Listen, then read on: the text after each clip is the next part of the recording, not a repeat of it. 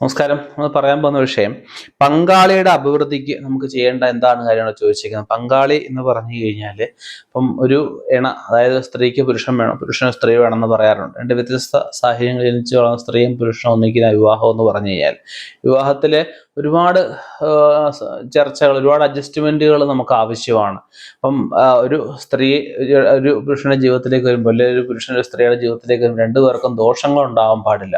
രണ്ടുപേർക്ക് ഐക്യത ഉണ്ടാവണം, സ്വസ്ഥത ഉണ്ടാവണം, സമാധാനം ഉണ്ടാവണം, അഭിവൃദ്ധി ഉണ്ടാവണം, സന്താനങ്ങൾ ഉണ്ടാവണം, നല്ല ദാമ്പത്യ ജീവിതം ഉണ്ടാവണം. ഇതിനൊക്കെ വേണ്ടുന്ന കാര്യങ്ങളാണ് ഞാനിവിടെ പറയാൻ പോകുന്നത്.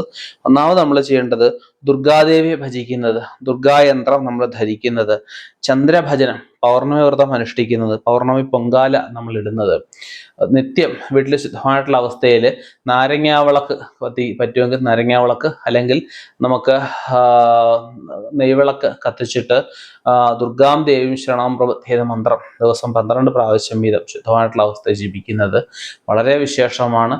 നിത്യം ചന്ദ്രഭഗവാനെ തൊഴുന്നത് വളരെ വിശേഷമാണ്.